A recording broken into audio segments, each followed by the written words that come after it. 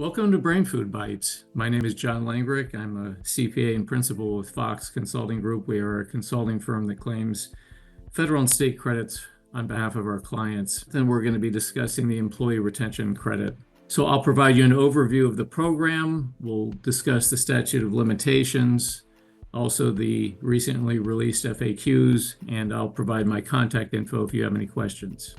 So this is a refundable payroll tax credit. What does that mean? That means cash. That's going to be the credit and accrued interest that is refunded to taxpayers.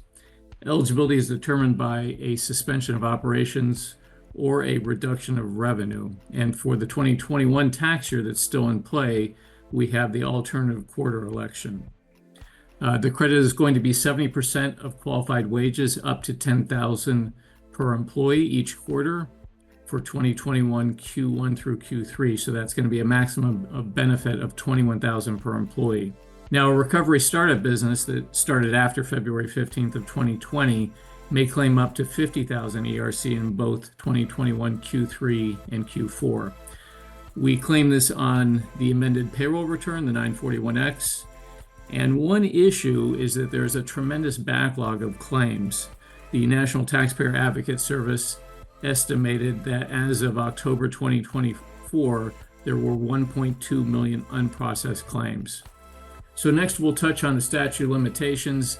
The 2020 statute lapsed last year, and the 2021 tax year statute is looming. We have about a week to file claims. Now that's for all 4 quarters.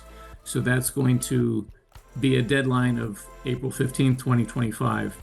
Now, taxpayers can consider filing a protective claim if eligibility is uncertain, but at this point, there's probably not any contingencies there. I should also mention that the paid sick leave refundable credit and the paid family leave refundable credit also have 415 deadlines. The PSLRC can be up to $10,220 per employee, while the PFLRC is capped at $22,000.